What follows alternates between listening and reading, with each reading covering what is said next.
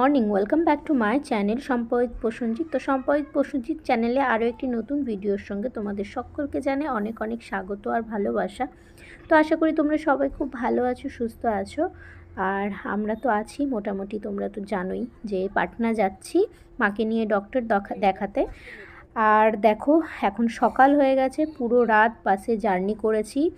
আর দেখো এখন ব্রিজ পার হচ্ছি, আর যে ব্রিজটা পার হচ্ছি এই ব্রিজটার নাম আমি ভুলে গেছি, ঠিক মনে পড়ছে না। কিন্তু এত বড় ব্রিজটা ছিল কি বলবো, মোটামুটি 6-7 কিলোমিটার মতন হবেই। আর এদিকে দেখো মায়ের হাতটা, তো সেদিন না হাতটা একটু আবার ফুলে গেছিলো, কারণ রাত্রেবেলা একটু আমরা শুয়ে গেছিলাম ঠিকই, কিন্তু হাতটা মানে জায়গাটা তো খুব ছোট ছিল বাসের মধ্যে, আমিও পাশে ছিলাম মায়ের। তো একটু মানে মা হাতটাকে খুব সেফটিভাবে রেখেছিল, তো সেই জন্য মার হাতটা না আবার একটু ফুলে ফুলে গেছিলো। হ্যালো বন্ধুরা, গুড মর্নিং, মায়ের ছেলে ভালো আছে, সুস্থ আছো? আর আমরা তো এখনো হচ্ছে পাটনাতে পৌঁছাইনি না, এখনো বাসেই আছি। আমার মায়ের হাতের ব্যথাটাও আরো অনেকটা বেড়ে যাচ্ছে, কখন নামবো জানি না। এখন একটা ব্রিজ ক্রস করছি, আর ব্রিজটা মনে হয় প্রায় 4-5 কিলোমিটার তো হয়েই যাবে, ব্রিজটা আছেই। তো তোমাদের সাথে এতক্ষণ কথা বলার পরও দেখো এখনও ব্রিজটা শেষ হয়নি, তাহলে বুঝতেই পারছো কত বড় ব্রিজ। তো এত বড় ব্রিজ আমিও ফার্স্ট টাইম দেখলাম, এর আগে কখনো এত ব্রিজ মানে এত বড় ব্রিজ দেখিনি। তো যাই হোক, আর তোমাদেরকে একটা কথা বলি, আসলে মা তো মানে বাবার সাথে গেলেই হতো, শুধু আমার তো যাওয়ার দরকার ছিল না, কিন্তু আমিও যেহেতু পাটনাতে এলাম তার কারণটা তো তোমাদেরকে বলা হয়নি। আসলে আমার কিছুদিন থেকে না কোমরের নিচে যে শেষ অংশ মানে হাড়টা আছে, ওখানে না খুব ব্যথা করে কয়েকদিন থেকে। তো বাবা বলল যেহেতু মাকে ডক্টর দেখাতে নিয়েই যাবে, আর ওখানে তো সব হাড়ের স্পেশালিস্ট ডক্টররা, তো সেই জন্যই আমি এসেছি। তো যাই হোক, দেখো বাস থেকে নেমে এখন অটো করে যাচ্ছি, আর এখন বাজে প্রায় 6:45 মতো, আর আমরা দেখো চলে এসেছি নার্সিংহোমে। আর এসে দেখো আগে থেকেই কত লোক এখানে বসে আছে। তো অনেকে তো শুনলাম এখানে 4টের দিকে 5টের দিকে এসেই বসে আছে, মানে লাইন দিতে হয়। তো দেখো ওখান থেকে আমাকে একজন বললো এখানে বসতে, তো আমি এখানে বসেছি, আর মা কিন্তু অন্য জায়গায় বসেছে। তো মা দেখো পেছন সাইডটাতে বসেছে, কারণ আমি তো অন্য ডক্টর দেখাবো আর মা হচ্ছে অন্য ডক্টর দেখাবে।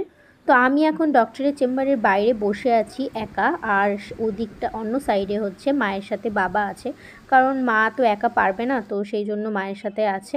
তো যাই হোক, আমাদের দুজনের একসাথেই ডক্টর দেখানো হয়ে গেছে, আর এই যে দেখো বাবা এখন ওষুধ নিচ্ছে। আর এখন বাজে প্রায় 12টার বেশি। তো কালকে সারা রাত জার্নি করে আর সকাল থেকে এখানে বসে থেকে ডক্টর দেখিয়ে আমার আর মায়ের অবস্থা খুবই খারাপ হয়ে গেছে, খিদে তেষ্টায় মানে কি বলবো। আর বাবা কিন্তু আগেই খেয়ে নিয়েছিল যখন আমরা ওয়েট করছিলাম ওখানে। ডক্টর দেখানো হয়ে গেছে আমাদের, এখন হচ্ছে ওষুধ নিতে হবে। আর না খেয়ে দিয়ে মানে পুরো টায়ার্ড হয়ে গেছি, মানে তেষ্টা খিদে সব পেয়ে গেছে এখন আমাদের। এখন বাজে প্রায় 12টা 15 বাজে। তো খিদে পাবে না বলো? কালকে সেই রাত্রের মোটামুটি 7:30 পৌনে 8টার দিকে খেয়েছিলাম, 12 ঘন্টা পেরিয়ে গেছে কখন। ওষুধটা নিয়ে নিই।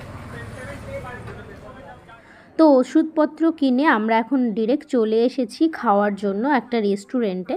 তো বাবা কিন্তু আশেপাশে যে ছোট হোটেলগুলো আছে সেখানেই খেয়েছে, তো আমরা বললাম ওখানেই খাই। পরে বাবা বললো যে না চল, এখানে একটা বেশ ভালো রেস্টুরেন্ট আছে, আর এখানে বাবা নাকি 1-2 দিন খেয়েছিল যখন মা মানে অপারেশন হয়েছিল মায়ের, অনেক দিন ছিল বাবা পাটনাতে, তো তখন। তো যাই হোক, আমরা কিন্তু রেস্টুরেন্টে এসেই ভাতের অর্ডার দিয়েছিলাম, কারণ আমরা ভাই বাঙালি, আমাদের তো ভাত খেতে হবে, আর কাল রাত থেকে না খাওয়া দাওয়া, তো ভাতের অর্ডার দিয়েছি।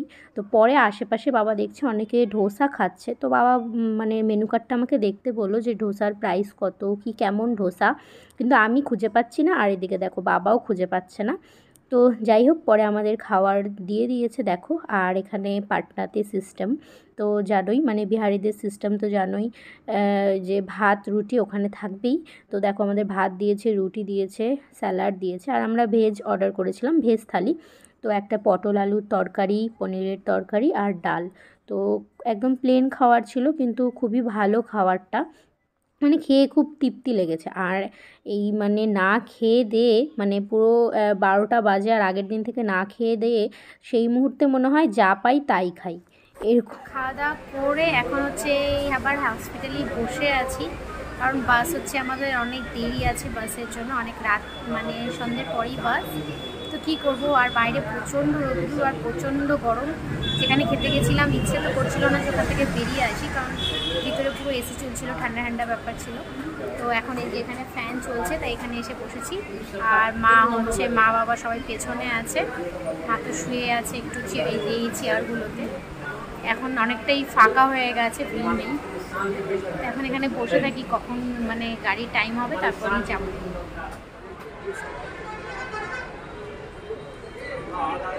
তো এখন বাজে প্রায় 4টা আর আমরা স্টেশনে চলে এসেছি। আর আমাদের বাসের টাইম কিন্তু রাত 8টায় দিয়েছে, কিন্তু বাবা বলল যে না চল আগে ভাগেই চলে যাই। আর এই মানে যেখান থেকে আমরা বাসে উঠেছি এখান থেকে কিন্তু বাবা এর আগে একবারও বাসে ওঠেনি। আর আমরা দেখো এই যে এই লাল বাসটাতে করে যাব, তো বাসে ওঠেনি, সেই জন্য বাবা আর কি একটা টেনশানে ছিল যে যদি বাস চলে যায় কি কিছু। আর আমাদের যে নার্সিংহোমে ছিলাম ওখান থেকে কিন্তু অনেকটাই দূরে, প্রায় 8-9 কিলোমিটার দূর হবে। তো সেই জন্যই আরও আগে চলে এসেছিলাম। আর দেখো সেই 4টে থেকে বসে থেকে এখন রাত 8টে বেজে গেছে, তাও বাস ছাড়ছে না। তো এতটাই লেট করে বাসটা ছেড়েছে, মানে বাস প্রায় 9:30টার পরে ছেড়েছিল। আর আমরা এখানে সারা দিন বসে থেকে 4 ঘন্টা বলো, এত তাড়াতাড়ি টাইম কাটে। আর তার মধ্যে সারাদিন বাইরে আগের দিন বাস জার্নি, মানে আমার মায়ের বাবার সবারই পুরো অবস্থা খারাপ হয়ে গিয়েছিল।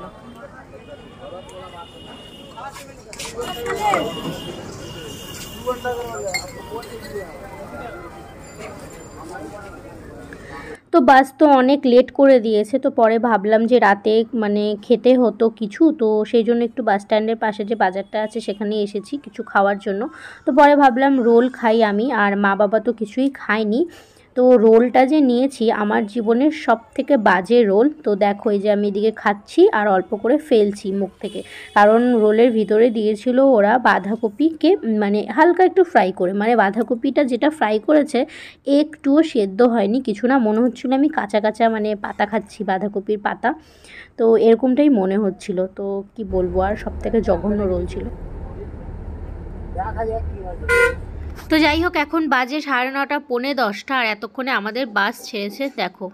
আর এখানে এসে দেখেছি আমার জীবনের এত বাস, মানে এত বাস এখানে এসে দেখলাম, মানে চারিদিকে যেদিকেই তাকাই আগে পিছে সামনে মানে পুরো বাস আর বাস। তো মানে এখানে দেখো জ্যাম পড়েছে, তো সেই জন্য আমরা দাঁড়িয়েছিলাম আর কি। আর তাও দেখো শুধু বাসের জন্যই জ্যাম। তো এত বাস এখানে এসে মনে হচ্ছে কি বাস ছাড়া আর কোনো গাড়িই নেই, শুধু বাস আর বাস।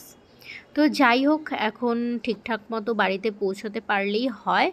তো এখন হচ্ছে সারা রাতের আবার জার্নি, তো 2টো রাত ধরে পুরো মানে বাসেই থাকতে হলো আর কি আমাদের। তো যাই হোক, তোমাদের আজকের ভিডিওটা কেমন লাগলো, আর তোমরা সবাই একটু মায়ের জন্য প্রে করো, মা যেন তাড়াতাড়ি সুস্থ হয়ে ওঠে, ভালো হয়ে ওঠে। তো আজকের ভিডিওটা এখানেই শেষ করছি, দেখা হবে খুব তাড়াতাড়ি আরেকটি নতুন ভিডিওর সাথে।